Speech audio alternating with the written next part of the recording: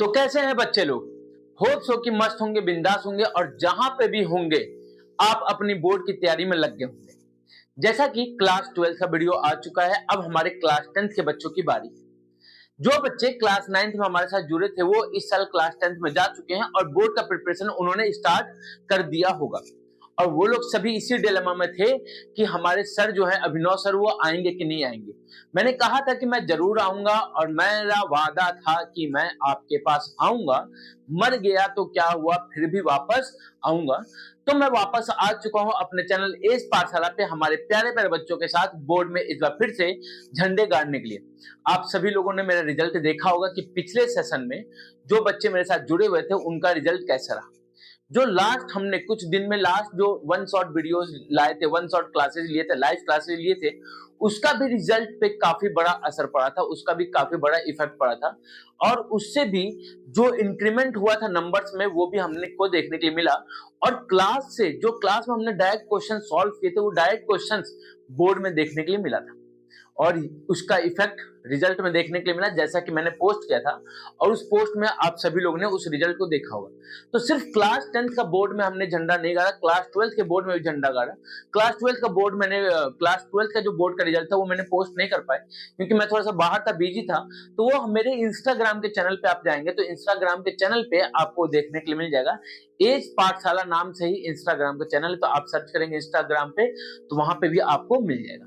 उसको भी क्या करना है, फॉलो कर लेना है आपको चैनल को, जिससे कि जो भी नया अपडेट है, जो भी शॉर्ट्स वीडियो है वहां से भी आप देख पाए।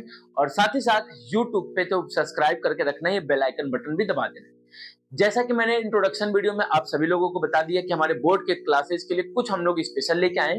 वो स्पेशल क्या है आपको इंट्रोडक्शन वीडियो में मिल जाएगा। अब आज की जो क्लास होने वाली है वो हमारे बोर्ड के चैप्टर्स की स्टार्टिंग से होने वाली है, मतलब फर्स्ट चैप्टर से हम स्टार्ट करेंगे और बिल्कुल एकदम बेसिक से उठा के एकदम टॉप लेवल तक ले जाएंगे जो कि बोर्ड में पूछी जाती है। तो चलिए बिना डिले किए आज की क्लास को हम लोग स्टार्ट करते हैं।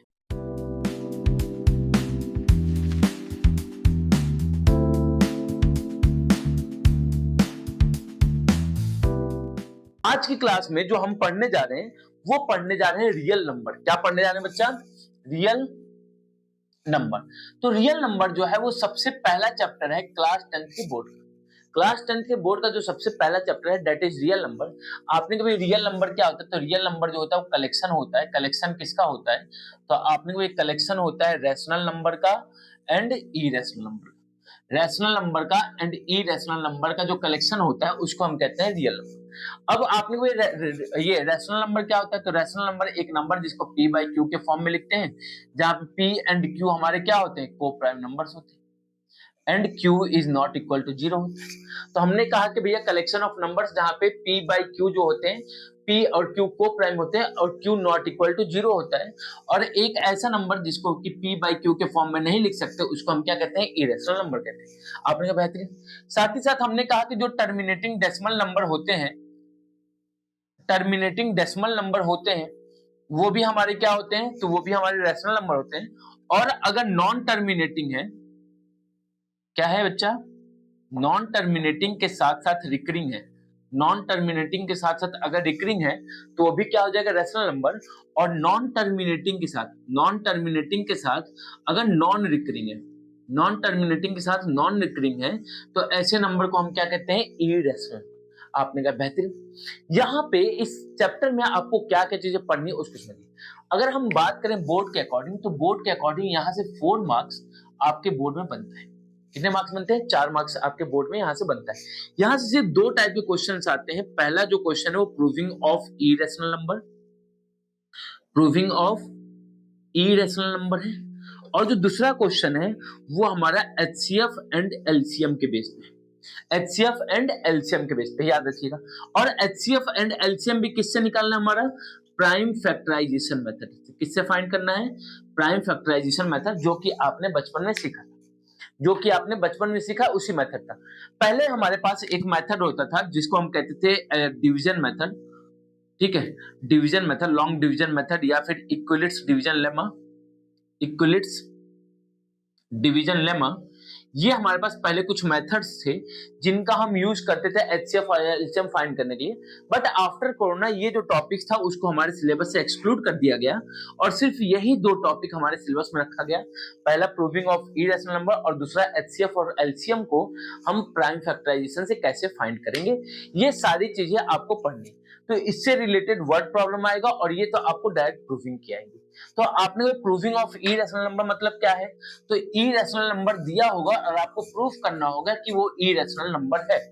अभी इसमें जो है प्रूविंग ऑफ इरेशनल नंबर में टोटल 3 टाइप के क्वेश्चंस बनते हैं। कितने टाइप के क्वेश्चंस बनते हैं? 3 टाइप। टाइप 1, टाइप 2 और क्या बनेगा? टाइप 3। अब समझिए टाइप 1 क्या होगा। टाइप 1 कहता है जैसे √2, √3, √11, √13 इनको इरेशनल नंबर प्रूफ करना है तो उसको हम कहते हैं टाइप 1।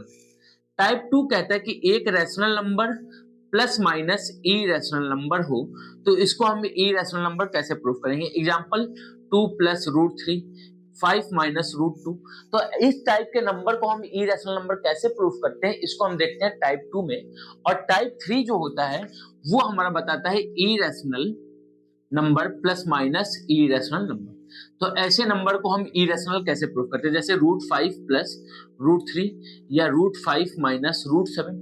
तो इस टाइप के नंबर को हम इरेशनल नंबर कैसे प्रूफ करेंगे ये आपको प्रूफ करना सीखना है। तो ये टोटल 3 टाइप के क्वेश्चन है, तीनों टाइप के क्वेश्चन पे हम एक एक क्वेश्चन करते हैं। इस टॉपिक का मैं लाइव क्लास नहीं लूंगा। क्यों नहीं लूंगा लाइव क्लास? क्योंकि इस टॉपिक में कुछ ऐसा है नहीं जिसको लाइव क्लास में पढ़ाया जाए। एक एक क्वेश्चन सब पे करेंगे, क्लियर हो जाएगा। बस ये जो एचसीएफ और एलसीएम का टॉपिक है, तो जब मैं पॉलिनोमियल पढ़ाऊंगा तो साथ ही साथ इसको भी एचसीएफ एलसीएम के टॉपिक को भी उसी में लगे हाथ करवा देंगे। तो आपका जो भी डाउट है वो क्या हो जाएगा? क्लियर हो जाएगा।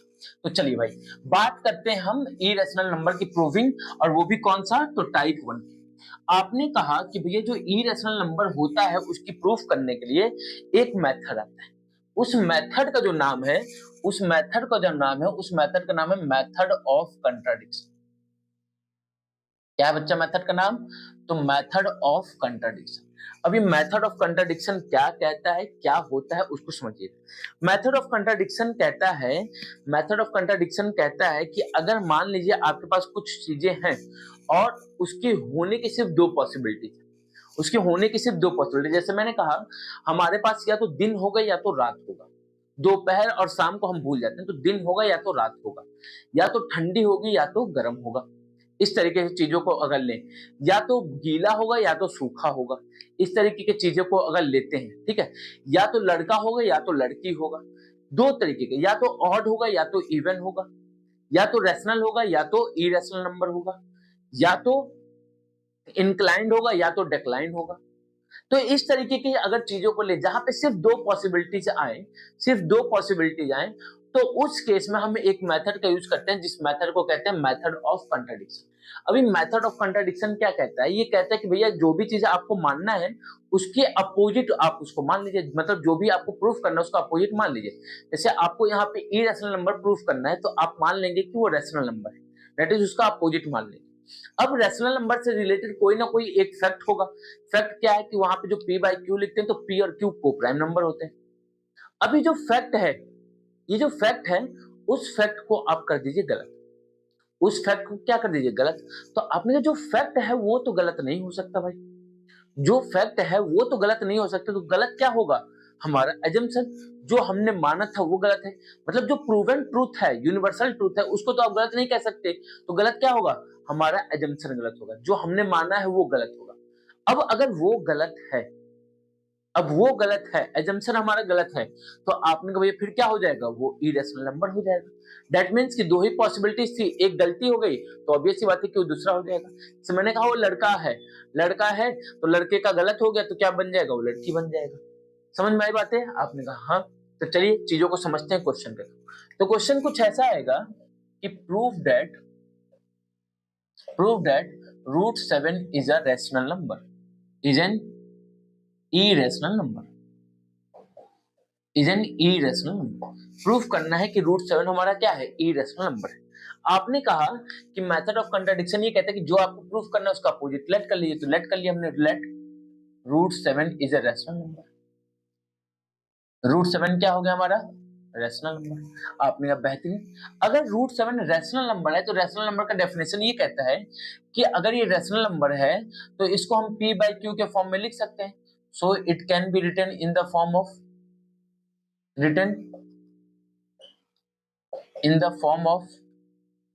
ऑफ p बाई क्यू, जहां पे q नॉट इक्वल टू 0 होगा and p and q are coprime हो जाएंगे। p एंड q क्या हो जाएंगे? को प्राइम हो जाएंगे। क्या पता चला?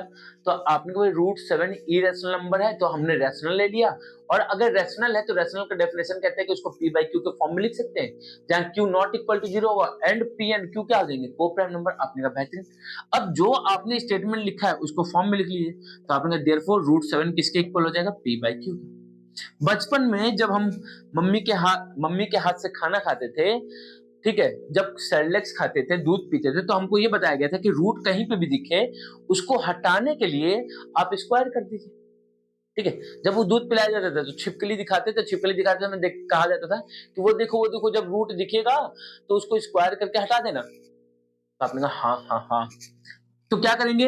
रूट दिखा तो स्क्वायर करके हटा देंगे। तो आपने कभी स्क्वायरिंग करेंगे कहां पे? Both side.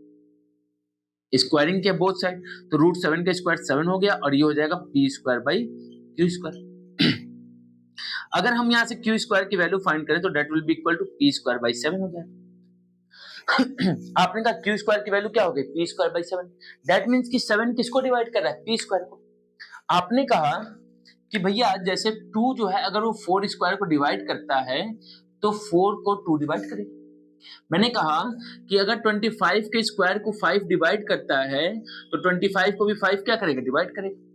मैंने कहा 27 के स्क्वायर को अगर 3 डिवाइड करता है तो 27 को भी 3 डिवाइड करेगा। दैट मीन्स कि if a number divides the square of a number then it also divide the number. कि अगर कोई नंबर उसके नंबर के स्क्वायर को डिवाइड करता है तो उस नंबर को भी डिवाइड करेगा। अगर कोई नंबर किसी नंबर के स्क्वायर को डिवाइड करता है तो उस नंबर को भी डिवाइड करेगा। तो आपने 7 किसको डिवाइड करा? p स्क्वायर को। तो आपने 7 डिवाइड्स p स्क्वायर, तो this implies 7 also divides p। 7 अगर p स्क्वायर को डिवाइड करे तो 7 किसको डिवाइड करेगा? p को भी डिवाइड करेगा। आपने कहा बिल्कुल। अगर 7 p को डिवाइड करे दैट मींस p किसका मल्टीपल हो जाएगा? 7 का। आपने कहा अगर 7 p को डिवाइड करता है तो p किसका मल्टीपल हो जाएगा? 7 का। तो this implies 7 is multiple of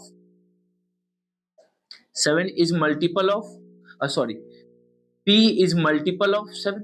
तो आपने कहा p अगर 7 का मल्टीपल है तो p को हम 7n लिख सकते हैं, और इस इक्वेशन को अगर हमने 1 मान लिया तो p हमारा 7n के इक्वल हो गया।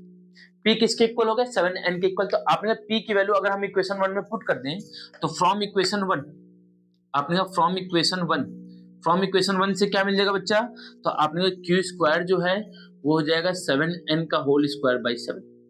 क्या हो जाएगा? ये q square is equal to 49n square by 7। 7 से 49 कटा 7 टाइम्स में, तो q स्क्वायर किसके इक्वल हो जाएगा? 7n square. तो n स्क्वायर किसके इक्वल हो जाएगा? तो आपने कहा q square by 7। q square 7n square के इक्वल है तो n स्क्वायर किसके इक्वल हो गया? q स्क्वायर बाई 7 के। आपने कहा अब जो 7 है वो q को डिवाइड कर रहा है। अभी तक 7 p स्क्वायर को डिवाइड कर रहा था, अब 7 q स्क्वायर को डिवाइड कर रहा है। तो दिस इंप्लाइज कि 7 डिवाइड्स q स्क्वायर। तो दिस इंप्लाइज कि 7 आल्सो डिवाइड्स q। 7 किसको डिवाइड करेगा? q को। आपने कहा 7 अगर q को डिवाइड कर रहा है और 7 p को भी डिवाइड कर रहा है, 7 p को भी डिवाइड कर रहा है और 7 q को भी डिवाइड कर रहा है, दैट मींस कि जो 7 होगा वो कॉमन मल्टीपल हो जाएगा।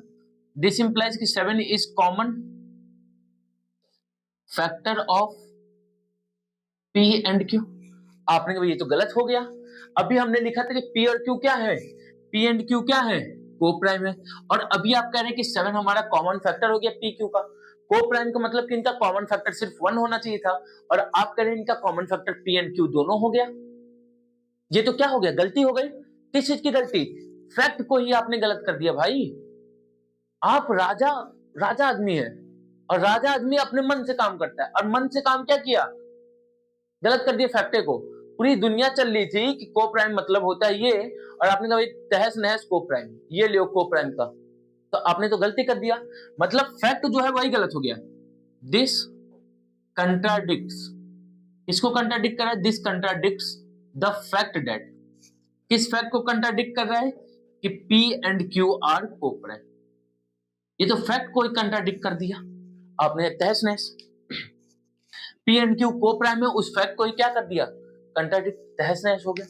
आपने भैया अगर P एंड Q कोप्राइम को फैक्ट को कंट्राडिक्ट कर रहा है तो आपने फैक्ट गलत नहीं हो सकता, फैक्ट गलत नहीं तो क्या होगा, हमारा एजम्पशन, हेंस आवर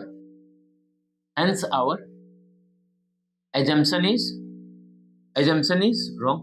हमारा एजम्पशन क्या हो गया, गलत हो गया। हमारा एजम्पशन क्या हो गया, गलत हो गया। अब हमारा एजम्पशन था क्या कि √7 रैशनल है। आपने कहा दो ही पॉसिबिलिटीज होती है रियल नंबर में, या तो रैशनल होगा या तो इरेशनल। अब वो रैशनल है नहीं तो बचा क्या, irrational. Therefore √7 is an irrational number. √7 क्या हो जाएगा बच्चा, irrational number, hence proof. Hope so कि आपको ये कॉन्सेप्ट समझ में आया होगा। तो ये था टाइप 1 का। टाइप 1 का जो सॉल्यूशन था वो ये था। तो चलिए अब हम बात करते हैं टाइप 2 की। टाइप 2 में क्या होता है, क्वेश्चन कुछ ऐसा आएगा कि prove that 5 plus √3 is an irrational number, आपके अगर माइंड में ये आ रहा है कि भैया ये सब क्वेश्चन पूछा जाता है क्या, इस साल का बोर्ड का पेपर उठाइए, जो पहला पेपर हुआ था, सेम क्वेश्चन, जो रीटेस्ट हुआ है, जो वापस से एग्जाम हुआ था सेकंड टेस्ट, उसका पेपर उठाइए, फिर से 3 मार्क्स में पूछा जाता है भाई क्वेश्चन। कितने मार्क्स में, 3 मार्क्स में। तो ये मत सोचिए क्या एरो गैरो नत्थु कैरो चल रहा है, बोर्ड का इंपॉर्टेंट क्वेश्चन है भाई। इस चैप्टर में यही पूछा जाता है, कंफर्म है। इतिहास से चलते हुए जब मेरे बाबा पढ़ते थे और उनके जब बाबा पढ़ते थे, ठीक है, जब देश आजाद नहीं हुआ था, जब गांधी जी पढ़ते थे तो भी यही क्वेश्चन पूछा जाता था, ठीक है, और आज हमारे समय में भी यही क्वेश्चन पूछा जाता है। तो बहुत ही इंपॉर्टेंट क्वेश्चन है। तो prove that 5 plus √3 is an irrational number given that √3 is an irrational. ये गिवन होगा पहले से, क्या कि √3 हमारा इरेशनल, मतलब जो रूट का नंबर होगा वो पहले से गिवन होगा कि वो इरेशनल नंबर है। आपने कहा ठीक है, इरेशनल नंबर प्रूफ करने के लिए वही सेम मेथड कि क्या करेंगे, इसको रैशनल लेंगे। तो let 5 plus √3 is a rational number. 5 plus √3 क्या है बच्चा, रैशनल नंबर है। 5 प्लस √3 क्या है हमारा, रैशनल नंबर है। अगर रैशनल नंबर है तो इसको P बाई Q के फॉर्म में लिख सकते हैं। So it can be written in the form of, written in